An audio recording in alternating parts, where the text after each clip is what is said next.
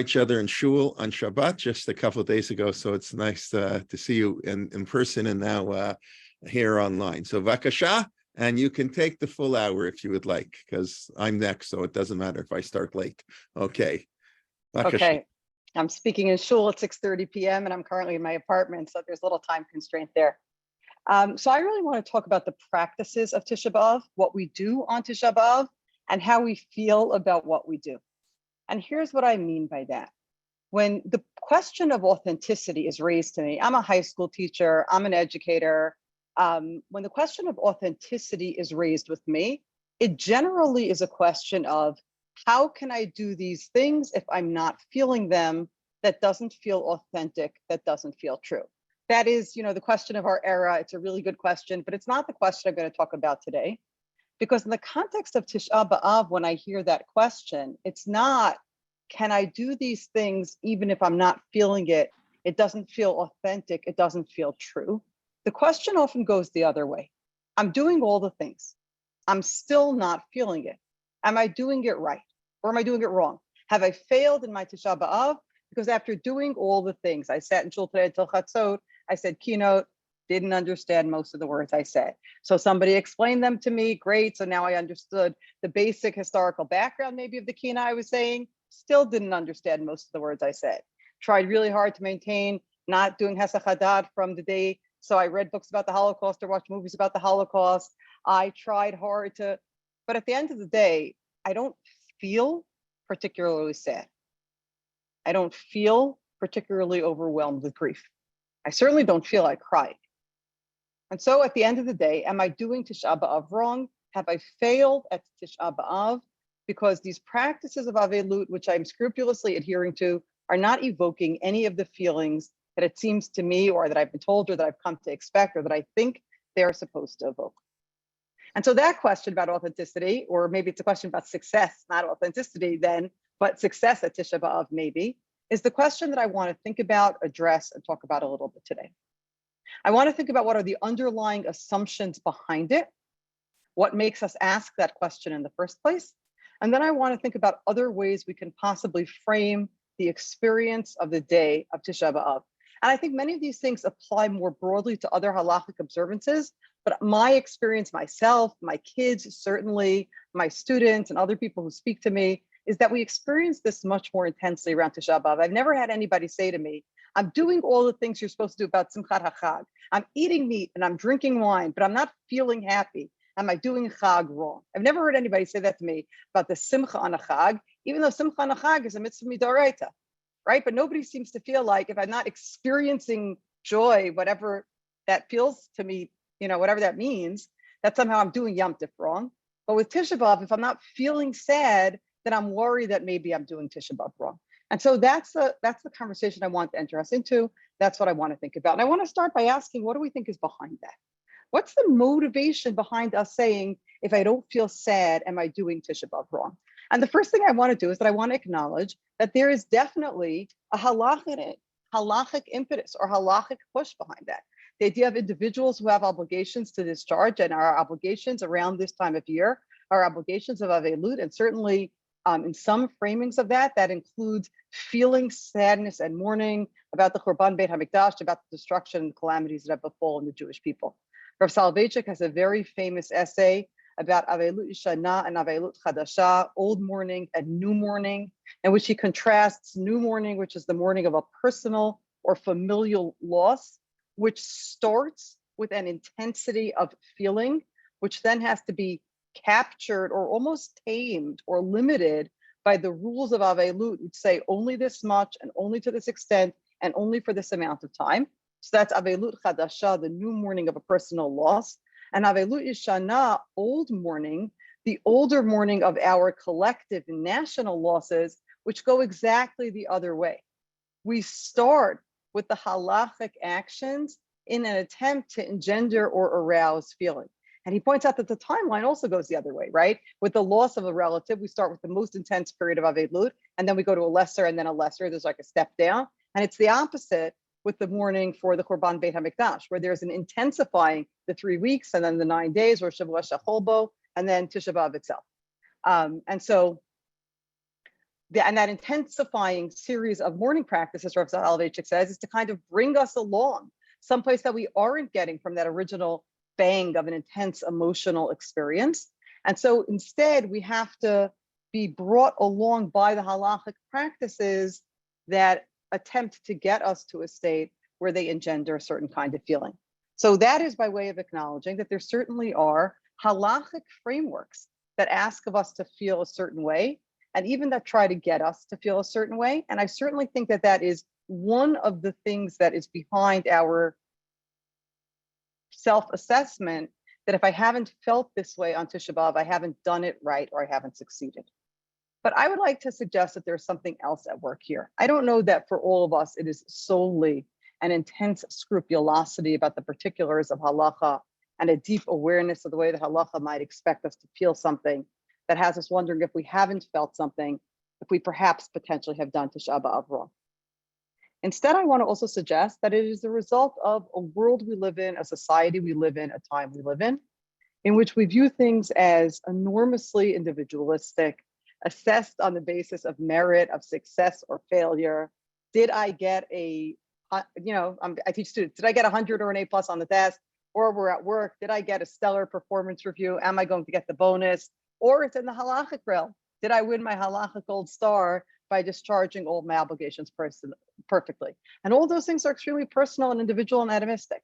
It's me alone. I alone am taking the test, and I alone am getting the performance review, and I am alone am discharging or not discharging my halachic obligations.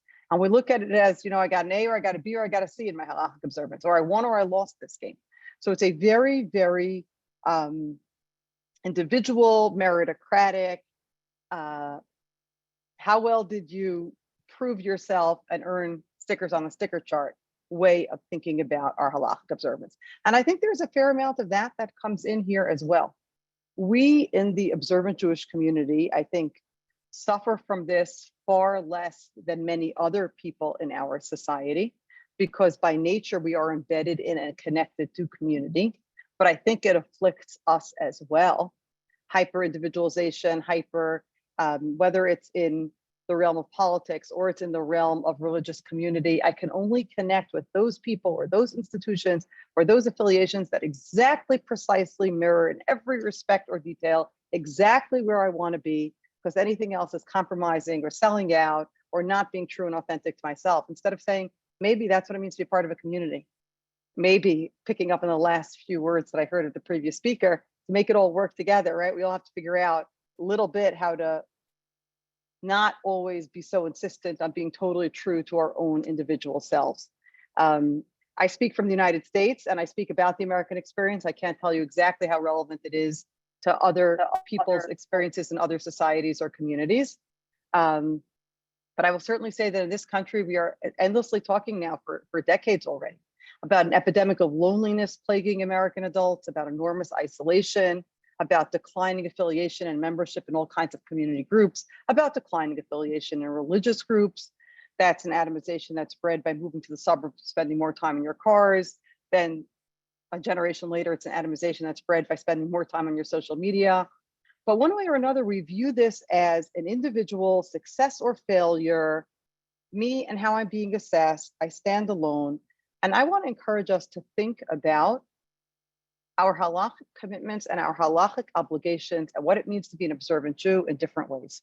And I want to offer us a number of different ways to think about what it means to observe Tisha B'Av, even in the absence of feeling any affective or emotional feeling of mourning, even in the absence of feeling any affective or emotional feeling of sadness.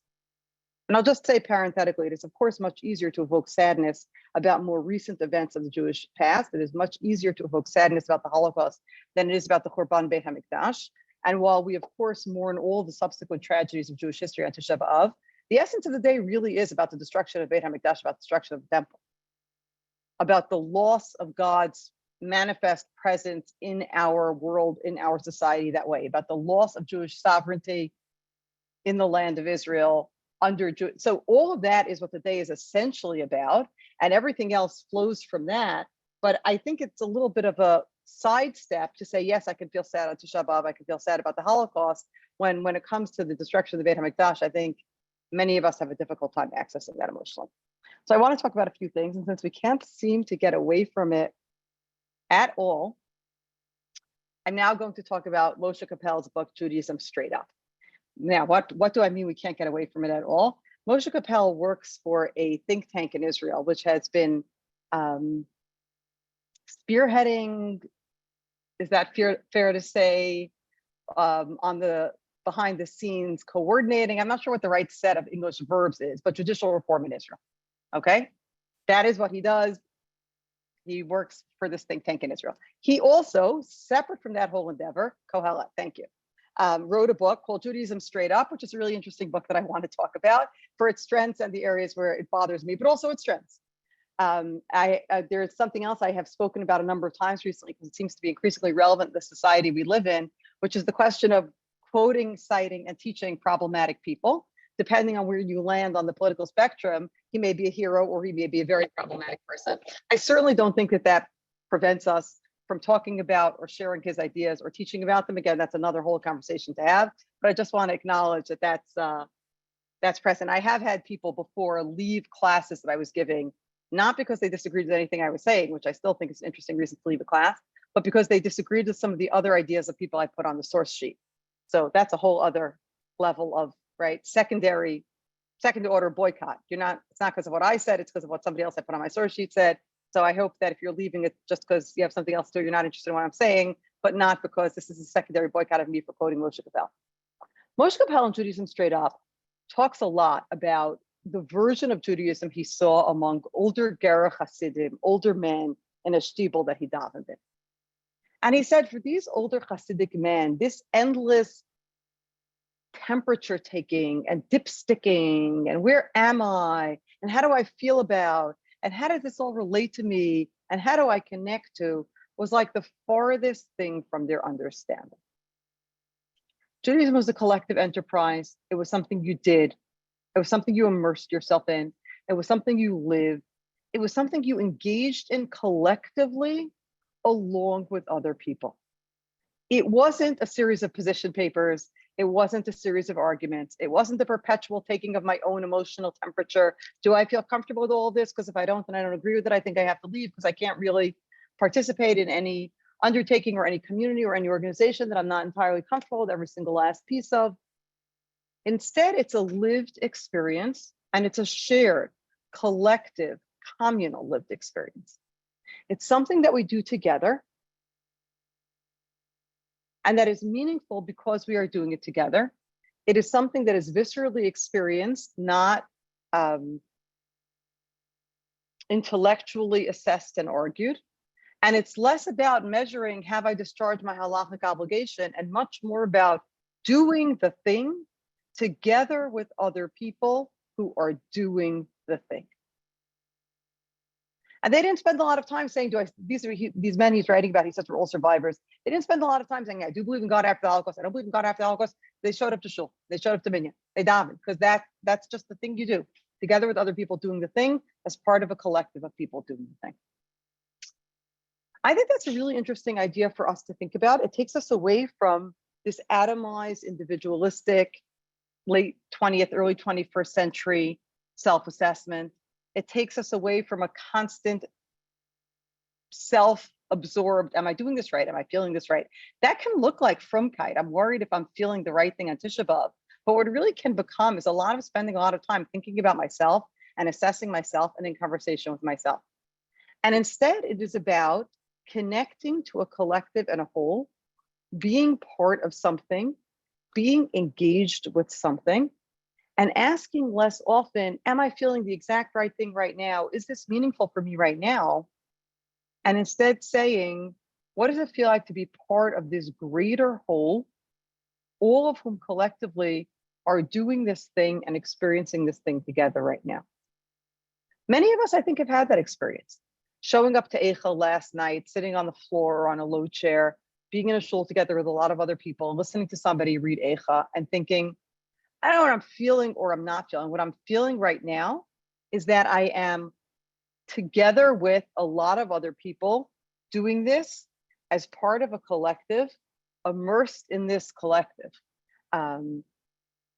Not as much asking myself, am I feeling this right in this moment of this pasuk and that next pasuk of Eicha? Am I feeling sadness? Am I not feeling sadness? What I'm feeling is part of the thing, part of the bigger thing, part of the whole.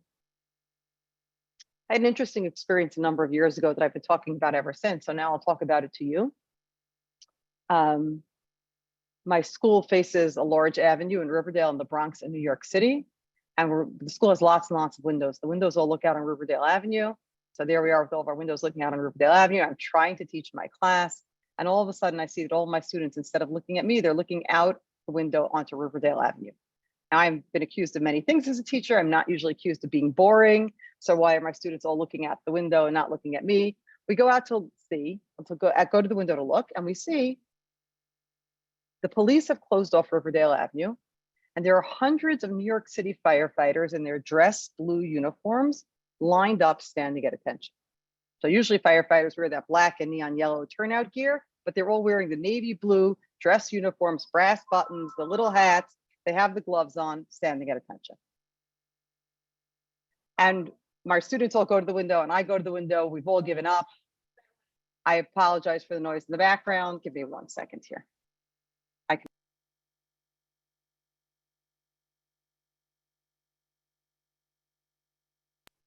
Great, we've solved that. They're all standing at the window. The police have closed off the street. The hundreds of firefighters are there. And it becomes clear to us that this is a firefighter's funeral. There's a church across the street from us, a Catholic church, St. Margaret of Crotona. They're holding a funeral at St. Margaret of Crotona. And then one of my colleagues goes and looks up and finds out that the firefighter whose funeral is today, and this is 2016, 2017, had worked at the pile at Ground Zero on 9/11. And he was dying of a cancer that he contracted from his work on the pile. And so even though he's died this 15, 16, whatever it is, years after 9/11, he's considered to be a 9/11 casualty, and he's being buried with the full honors that anybody who died as a 9/11 casualty is being buried with. And so then the funeral cortege comes, and instead of a hearse, they have a historic fire truck from the 1930s to the 1940s carrying the casket. And then, because this is a thing firefighters are very into, apparently, the bagpipers come, all dressed in their FDNY kilts and the whole get up, bagpiping, and everybody's marching in unison. Everybody's doing exactly the same thing. And all the firefighters on the side are dressed exactly the same way, and everybody's standing there exactly the same way. And it was actually a really powerful moment for me for thinking about how we think about halachic observance and Jewish observance in ways I think that align with what Capella is talking about, which is no one's asking the firefighters to feel or not feel. We're asking you to show up right now, because that's what we do, to be here. And to be here dressed the way you have to be dressed, which is the way that everybody else is dressed. And it doesn't really matter, again, what your personal taste or style or anything else is irrelevant here. We are here to stand here together, to be part of a collective, to be subsumed into a whole, to be doing the same thing together in the same place at the same time. And that's actually what makes it matter. And whether any individual firefighter does or does not know this person who's being buried, does or does not feel personally sad, all that is irrelevant to the collective ritual that's being enacted here. And what's being enacted here is a ritual that we all participate in, that we all are part of. And I think we should start thinking about Tisha B'Av and its practices of mourning, not as the thing that gets us to the thing, but the thing. Meaning, not that the practices of Aveilut are the thing that get us to the feeling of Aveilut. And if you haven't gotten to the feeling of Aveilut, you haven't succeeded or you haven't done it right. And instead, to think about the practices of mourning as the thing. We are together with everybody else doing the practices of mourning, part of this collective, creating a world. I do not live in a majority Jewish or a majority observant community. I actually live in the largest Dominican American community in the United States. So when I walk down the street there on Tisha B'Av, there are lots of people saying hi to me and I say hi back. But then I pass another observant Jew and they nod and I nod, or they don't acknowledge me and I don't acknowledge them, because it's Tisha B'Av and it's what we do.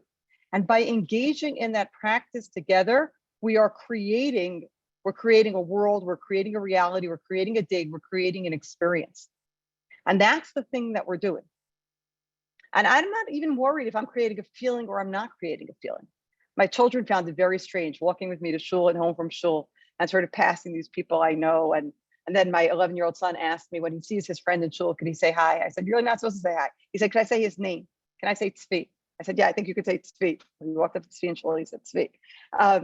But that actually creates a reality. Whether my son is feeling sad about the Churban Beit HaMikdash or not, the fact that things are different and we're all experiencing them differently together, and that's the thing is the thing. So I see somebody in the chat wrote, so empty ritual, and that is great. Thank you for raising that, because that's exactly where I'm going.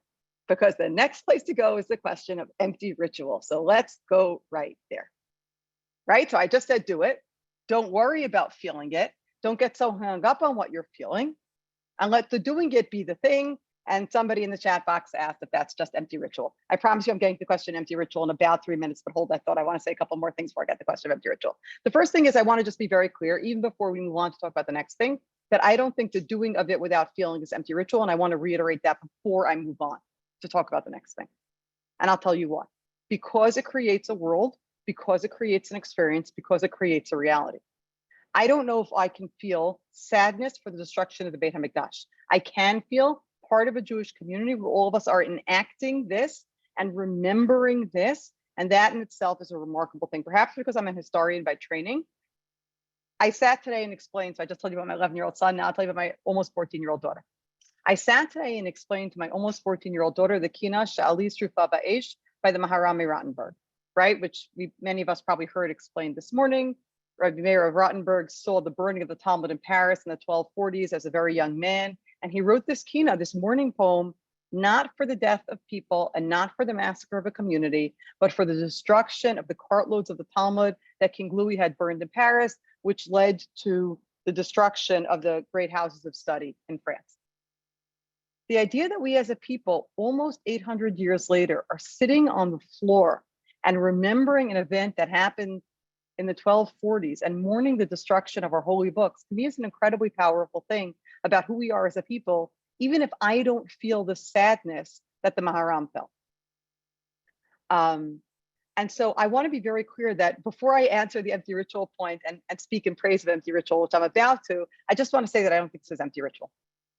And I think that's what Capel was saying in his book, Judaism Straight Up. I think he's saying the doing of it creates a reality, it creates an experience, it creates an immersion, it creates a totality. And it's not, did I check the box? I did the thing, I checked the box, I got the sticker. Tick the box. If there's anybody from the UK, I don't know, Canadians check boxes or tick boxes. British people definitely do not check boxes, they tick them. It's not just I check the box, it's I am part of this collective experience.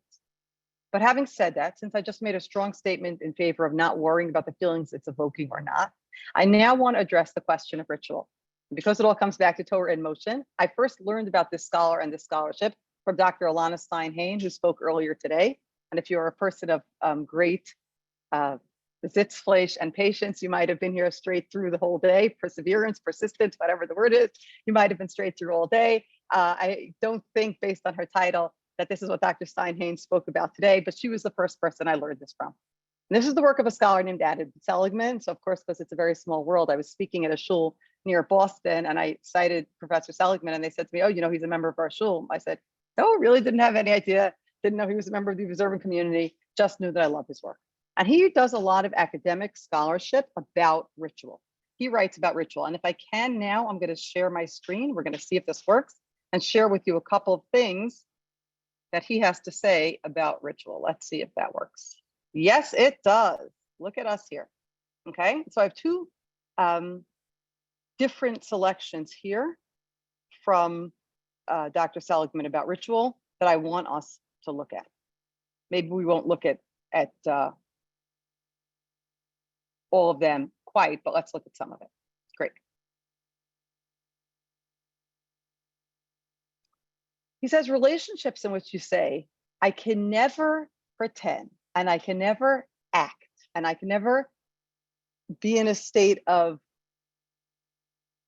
not authenticity in any moment are not going to do so well.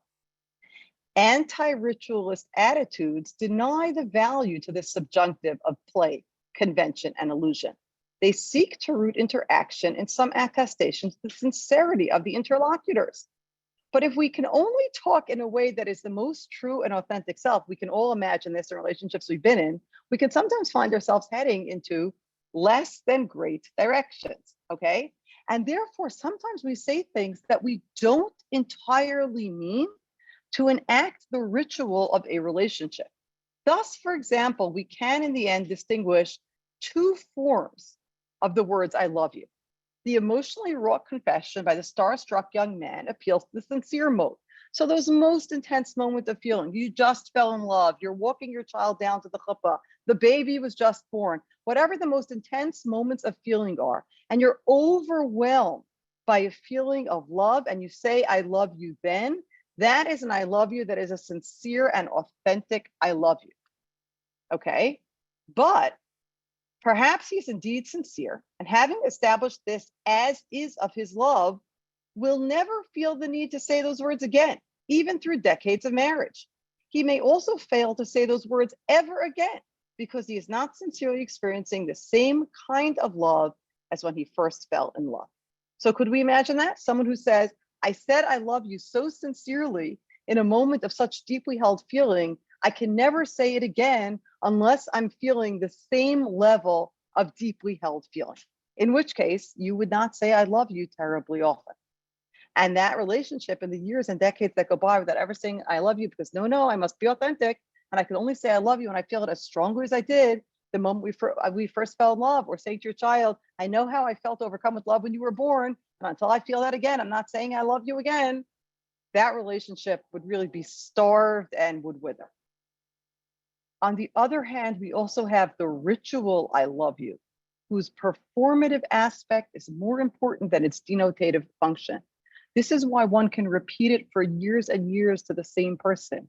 In so doing, one is not adding any bit of hitherto unknown information, but instead acting out a ritual rather in the manner of a prayer. So before we go to the second source, what Seligman is saying here about ritual is that ritual is not about empty and meaningless. Ritual is about evoking. So there is a time when I feel that intense love, and then there are other times when I don't actually feel it the same way. But the ritual of saying I love you every time before I hang up the phone evokes that feeling. It evokes it for me, and it evokes it for the person I'm speaking to. Both of us are brought back to that moment of when that feeling was so heightened and was so intense and was so authentic and so felt. And even if it isn't right now, even if I just said, could you get me a dozen eggs and half a gallon of milk on the way home? And then I say, I love you. And nobody's having such an intense feeling around that, but it evokes how we felt when we felt that very intense feeling. We actually say that at the end of Shalit Rifava, since I talked about that. We ask if it can sort of bring back ahavat klulotayach, like the love of the bridal days. Maybe the Torah can go re-arouse in God those feelings that were once felt but are clearly not being felt right now. And maybe we can get back to that. And if we think about a ritual not as it's empty and meaningless if I'm not authentically feeling this right now, but it is evoking and it is reminding me and is putting me in the frame of mind of this is what I felt, or this is what one could feel, or this is what it could look like to feel this. Then I think we think very differently about that ritual practice and ritual observance. And I think it's really striking that Seligman says right at the end of that passage that I read you, that it's in the manner of a prayer. Because I think that many of us, this experience I'm talking about Tisha B'Av, and I'm not feeling it, which I said to you, people don't have about V'samachta b'chagecha. People don't say, I'm not really feeling joy on Chag, am I doing it right? Another place where I think many people experience this is when it comes to tefillah, when it comes to prayer. I'm not feeling anything, I'm saying the words. Even the words I say every day, even if they're not as hard as the words of the keynote, even if I know what they mean, the repetition of Shema, I don't know that every day I'm feeling transported in a state of intense emotion or kavanah or connection or spirituality or transportation or transformation. And what this is saying is not that that's a failed tefillah. If you don't think about that as a failed tefillah, but instead if you think about it as there are two kinds of tefillah. There is that I love you at the beginning of the relationship. I love you when the child is born. I love you when I walk the child down to the chuppah, which is the intensely felt emotion. And then there is the other statement of I love you, which evokes that without being that. And that sustains the relationship until we get to the next high point of I love you. And then you think about it very differently. So I want to show you that in the next selection from Seligman. So let's go back there for a minute. First, we claim that ritual creates a subjunctive, an as if or could be universe. It is this very creative act that makes our shared social world possible. We create a shared as if, he says. So what's an example that's shared as if? Whenever the expressions please and thank you are used, when we ask a casual acquaintance, how are you? Both knowing in advance that we do not really expect an honest answer, we are enacting a ritual for the maintenance of our shared social world. When I say thank you, do I really feel gratitude? Probably most of the time I don't. I am acting as if I feel gratitude to maintain our shared social world. When I say to somebody, how are you and how are you doing? Okay. And then he moves on to contrast ritual modes of behavior with sincere modes of behavior, but not in the sense that sincere modes are the correct or right or proper ones, and the ritual modes are the wrong or failed or improper ones. Instead, he says, ritual modes of behavior can be usefully contrasted to what we term sincere forms of approaching the world. Sincere views are focused not on the creation of an as if, a shared subjunctive. Instead, they project an as is. This is what it really is. The tropes of sincerity are pervasively with us in both our personal and our shared social world. They appear in the arrogances of what are termed fundamentalist religious belief.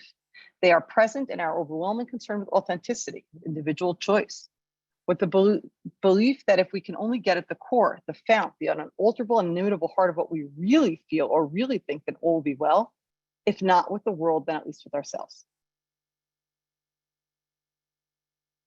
And so this idea of the as if and the as is to say that sometimes it is what it is. We are really feeling that right now, and that is the as is. But when it is not, the as if of ritual gets us to evoke it, gets us to remember when we might have felt it. If neither of those things is true, gets us to project it. It gets us to create an as if world. And so I think that's a second way of thinking about what it means to go through Tisha B'Av, maybe not feeling the feelings of mourning without thinking that my Tisha B'Av has failed or hasn't succeeded. It is to say, it hasn't failed. You have experienced a ritual which evokes for you the practices of mourning. This is what you would do if, this is an as if you were mourning, if you were actually feeling it. This is how you would conduct yourself. You'd speak in a low voice and you wouldn't greet people and you would sit on the floor and you wouldn't eat and drink and you wouldn't anoint yourself. And these are all the things we would and would not do if we were in a state of mourning. And by enacting the ritual, we are evoking the as if of that state, whether or not it is our current as is.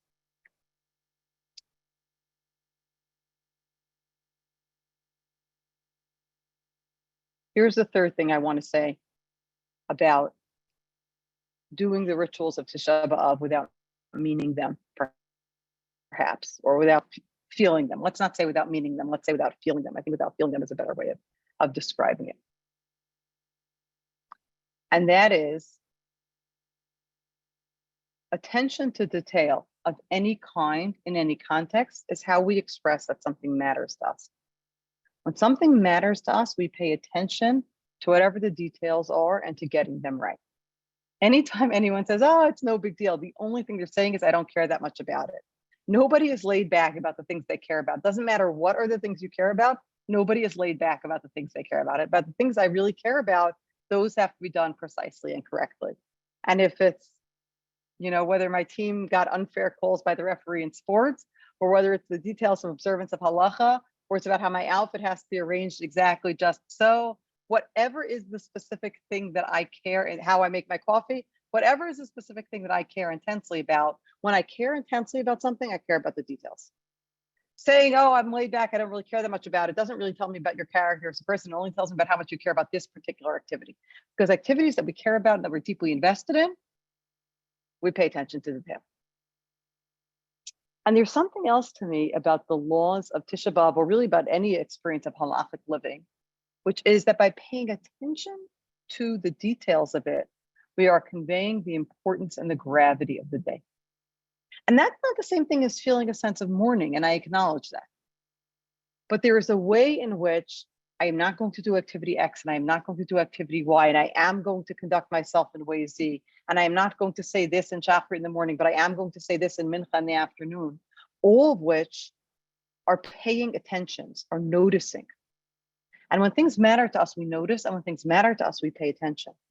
And so there's something else to say about the observance of the day, even if I'm not feeling it, which is that even if I'm not feeling a sense of mourning, I am acknowledging the importance and the weight and the gravity and the significance of the day by all the manifold ways in which I pay attention to the required practices of the day. And of course, this is true about every area of halachic observance. I think about a lot of halacha this way, that in paying attention to detail, we are saying that something matters and we are making it matter. I have to stop and think, how do I do this and how can I do this, right? For me, it's always the hand washing. Tisha B'Av. I don't know why for me that's so much harder than any other observance of the day. I've never forgotten and eaten by mistake on the 9th of Av. I forget and wash my hands the wrong way all the time. I have to like stop when I'm washing my hands and pay attention to what I'm doing and make sure I'm doing it right. Now, eating and drinking is much more onerous. In my 25 hours of not eating and drinking is much more uncomfortable than how I wash my hands or I don't. But for some reason, that's the thing that takes much more attention paying on my part. And when I pay attention that way, what I'm saying is this day matters, this observance matters, this historical memory matters, this mourning matters. And even if I'm not feeling it emotionally, affectively myself right now, I'm acknowledging its import in a way I think that goes from, it's not just a meaningful ritual of hand washing. It's actually a statement of significance. It's a statement of how much I recognize this matters to me individually and to the Jewish people collectively as our shared historical memory. And if I'm doing that, then for me, the question of whether or not I'm feeling it is not, and I will just say that while I say for me, and I say that as an educator and as a parent of teenagers, and as somebody who deals a lot of the time with people who feel the guilt or distress about, I'm not feeling it, I must not be doing it right. This is a question that's discussed widely in halacha, right? What does the halacha want of us? Does it want actions? Does it want performance? Does it want heartfelt? This conversation goes all the way back to our earliest sources, goes back to the Gemara. Do mitzvot require intention? Do they require kavanah? God wants the heart. Rahman aliba ba'e. Is it enough if I do the action of mitzvot without paying any attention? If I walk past a shul where they're blowing shofar and I don't intend to hear the shofar, am I yotzei my obligation of hearing shofar? So these conversations are very present conversations, go on for a very long time. But I found very striking, and with this I'll close and then I will open the floor for questions or look through some of what's come in the chat, is it makes sense for us maybe, or it's more understandable for us in the realm of if I walk past a shul and they're blowing shofar and I didn't have intention. The question of is intention necessary, which is not precisely the same thing as is feeling necessary, but it's in the same boat. Is it just the actions or it's some internal emotional state that governs whether I've discharged my obligation? So with shofar, okay, that's shofar, but clearly mourning is a very different thing. And here's the interesting thing I just discovered. This conversation absolutely comes up even in the laws of Aveilut as well. And not just the Aveilut Yishana that the Rav talked about, that Rav Soloveitchik talked about, of the destruction of the Beit HaMikdash or the tragedies that befell the Jewish people, but even in the Aveilut Chadasha, in the new morning. So I am a participant in, a student in, a learner in Midrashet Lindenbaum's International Halacha Scholars Program for Women, which is a wonderful program of serious and intense text-based halacha learning for women, which is a 4-year program, and we've just finished the 2nd year of. And so I am now doing review and study for my my final exam in Aveilut. We learned Aveilut the last half of the year. I have to take an Aveilut exam by the end of July, which is nigh upon us. And so my chavruta and I have been reviewing over Zoom, well, we always learn over Zoom, have been reviewing for the test on Aveilut. And in the course of studying the halachot of Aveilut on Chol HaMoed and on Yom Tov, and can you do certain practices of Aveilut on Chol HaMoed, or is the, or on Yom Tov, or is the action of Aveilut completely dissonant with the Chag on which you are commanded to be happy?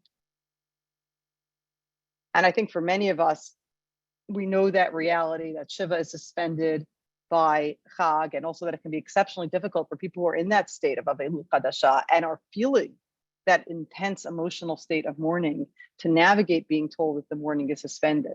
But here in the question of can people continue to do certain practices of Aveilut, or does it conflict with what's going on all around them, the experience of the Chag? There is one opinion that actually says that no, we continue doing the practices of mourning because the only thing that's commanded during the period of mourning is the actions of mourning and not the feeling. And so you can continue to do the actions of mourning, even if you are still commanded in a Torah commandment to feel the joy of the Chag. I'm not telling you that's the majority opinion or dispositive opinion or the opinion that carries the day. But even as a minority opinion, it was fascinating to see somebody who says that even when it comes to Aveilut Chadasha, the new morning, the morning of a personal loss, not just Aveilut Yishana, the Aveilut of the Beit HaMikdash, of our collective Jewish suffering, that what is being commanded is a set of actions, not a set of emotions, and that one can discharge one's obligation by doing the actions, irrespective of the emotions that may or may not be evoked by those actions. And again, we think about this in this context of our collective communal mourning. I think it was really interesting to see it show up even in the context of an individual and a personal mourning. A number of years ago, a former colleague of mine at SAR High School, who now works elsewhere in the Jewish educational world, Yair Dar, posted something on Twitter leading into Tisha B'Av. And he said, don't sweat it. Don't worry if you're doing it right or you're doing it wrong. Just do the thing. Do the Tisha B'Av. The right way to do Tisha B'Av is to do Tisha B'Av.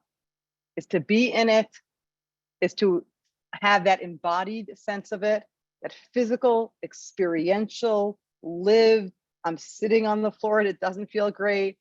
I'm not eating and it doesn't feel great. I'm paying attention to how I wash my hands. That embodied, physical, lived, experienced part of it. And do that together with the collective, with the community, with everybody else doing it around you. Do it to show that there's something bigger here and something important and something we remember and something we connect to. Do it to show there's something we pay attention to, we notice, we care about, that matters.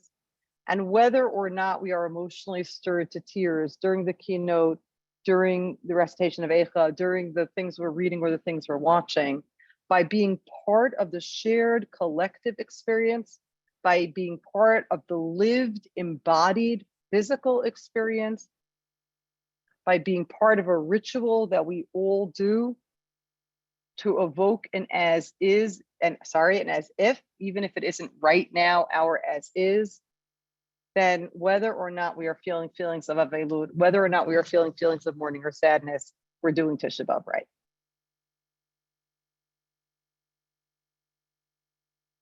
So now let's see what questions look like.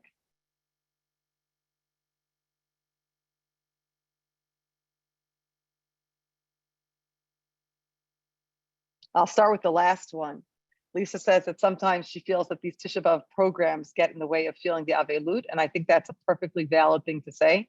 And I think that spending some time in the day, right? The pasuk says to us, "Yeshev badad v'yidom," you will sit alone and be silent. There's something to be said for sitting alone and being silent. And it's true, there's a lot to learn and there's a lot to hear. And there's a lot to distract ourselves from, but sometimes Yeshev badad v'yidom is valuable. A lot of discussion about the grammar of the subjunctive.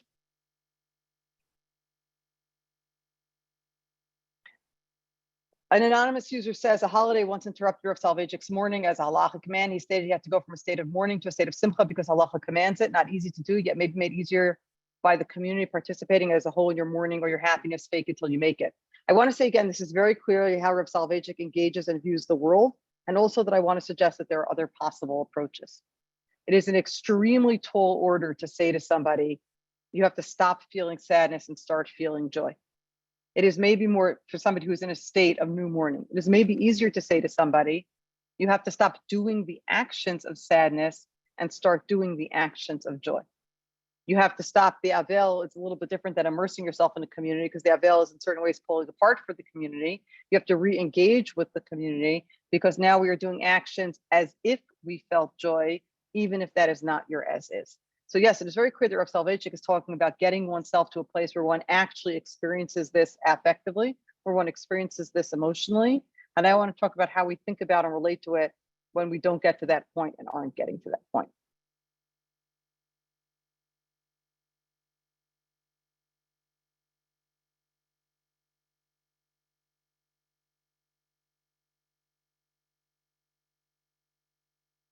Okay. Esther, thank you so much for raising this point at the end here. You discussed the importance of being part of a community. Can you comment on the fact that feeling part of a community would be much harder for women who have fewer communal obligations and opportunities?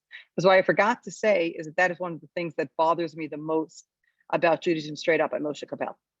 Because that experience, that live, that just do the thing and be part of the community, people doing the thing and don't spend so much time navel gazing and self-assessing that he describes his Gerech Hasidim as doing, that's accessible to his Gerech Hasidim and that's accessible to him. But it's really not as accessible to me in the same way. And I didn't think his book engaged that at all.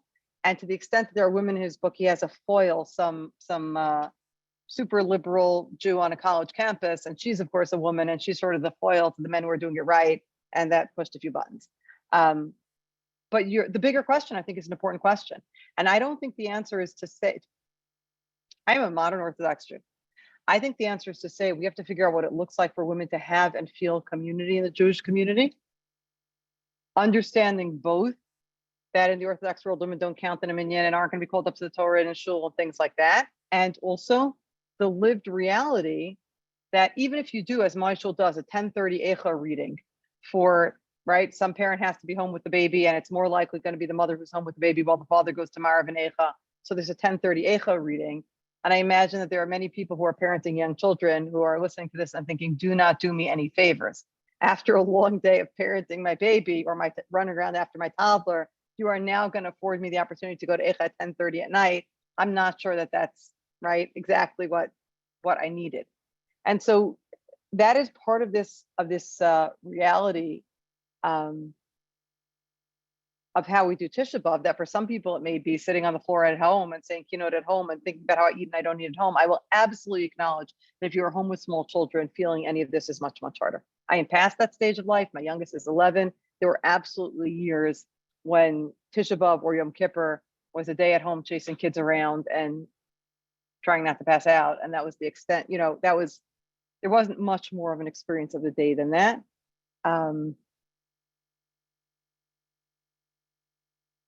I don't know who R. Mendez is, but I would appreciate your elaborating on what you mean. Women with kids can feel this with no problem. It's harder for single women.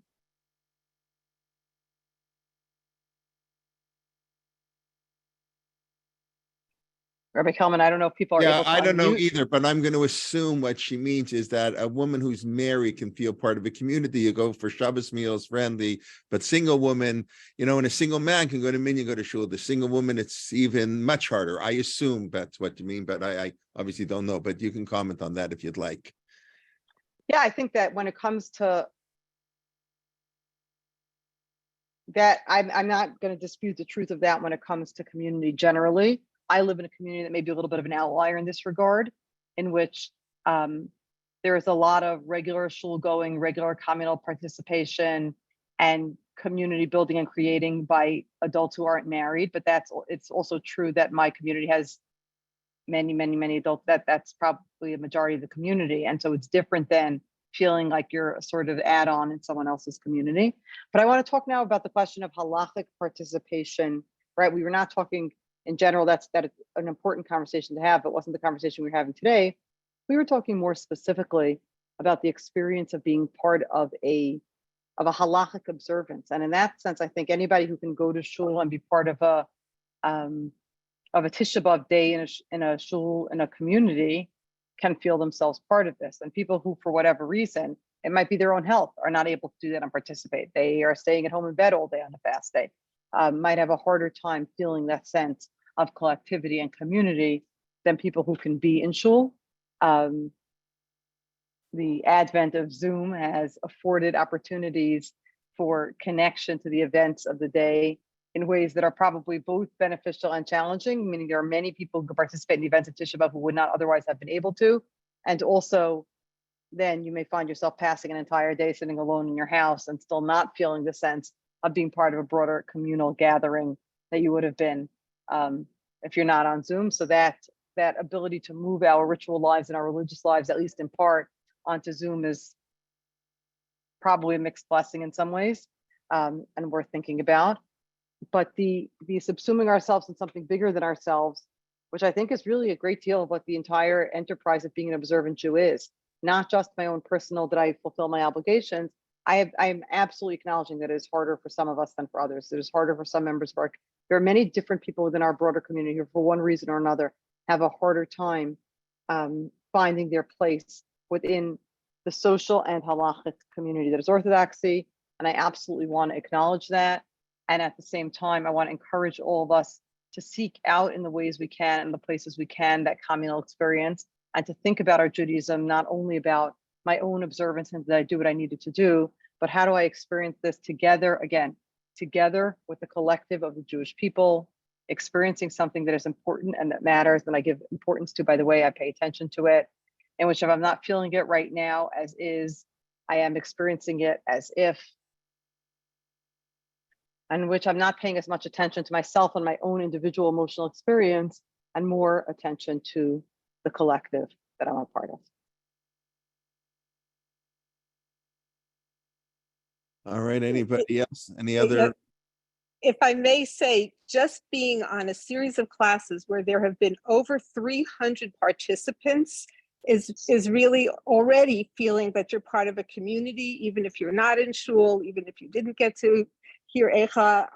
To me, when I was looking and clicking on the number of participants and saw those numbers, I mean, that fulfills it in a way too. So thank you. If I may interject a thought here, give Rabbi Kelman a little time to catch his breath before he speaks next. I totally agree with what this lady just said. But I also want to get back to the idea that we heard a minute ago about sometimes it's good to sit alone and do your thing by yourself. And I was doing that this morning because I could not go to shul. And I had a reaction that is very unusual for me. I actually burst into tears when I was saying kinos. And the reason is, it's because I put two things together, which involve not only the Jewish community, but the world community. Namely that that women, that children were begging their mothers for food and they couldn't the mothers had no food to give them on the one hand. And then we come to the Kina, which says, why are you complaining to God? You caused this by yourself. And it made me think about the issues of global warming that are going on in the world today. And I think that a fast day is also a day when we're supposed to be introspective and try to improve ourselves personally. And I think this is an issue that is not mentioned enough. And I don't know, maybe I'm being naive here, but I think we're in certain parts of the world, we're already there. And 20 years from now, unless something drastically changes, a lot more of us are going to be there. And then what are we going to say to God? That it's your fault? It's not God's fault. It's going to be our fault. And that's what I wanted to say. Okay. Thank you. Thank you. Okay, Dr. Schwartz, Dr. Press, you want to add, Rivka, you want to add anything, or that? Well, thank you. I know you're speaking half an hour at Mount Sinai on the 187th and Broadway. And thank you. It's always a pleasure to learn with you and to learn from you. And I definitely agree. I was going to write it before, but I didn't. There's no doubt that organizing these programs brings me great joy. And I don't know what I would do on Tisha B'Av without them. And I know that's not exactly the halachic framework, but it's okay. If that's the worst halach I'm violating, I'm in good shape. So there is no doubt, like I mentioned before, this learning, this new style, even explaining keynote. I think, I don't know how old everybody is here, but I think pretty much all of us, when we were kids, they didn't explain keynote in shul. They mumbled them through and nobody. Today we say, I did the explanation in my shul this morning for a keynote, and I would have gone longer, but I had to get back for 11 o'clock for shuli mission class. So in an hour and 40 minutes, we did like 7 keynotes, like, because you go through them, they're so beautiful, actually, the meaning, and Tisha B'Av has changed, and I agree. Thank you, Siri, for that comment with all the people. I do sense, that's what we try to do. There's a sense of community. It's not exactly the same, but there is definitely, we call it our global Beit Midrash, our virtual Beit Midrash, Thank you, Josh. And then Baruch Hashem, we got people from Israel, California, New York, Chicago, Boston, everywhere. It's thank you. I want to thank all of you for coming. And thank you, Dr. Rivka. And we can take a 2-minute break. And then I guess, I don't want to say Achron Chavi, that's not fair. But I guess I put myself for last because it's harder on people. And anybody who's been here now for 7 hours, I said, I don't know if I really mean it. Maybe I do. I hope I do. You'll get a prize after 8 hours of free dinner. We'll have to supply you one time. So I'm going to stretch for 1 minute before I can start, and then we'll be back and we'll continue with the last hour. Thank you. And thank you. Okay.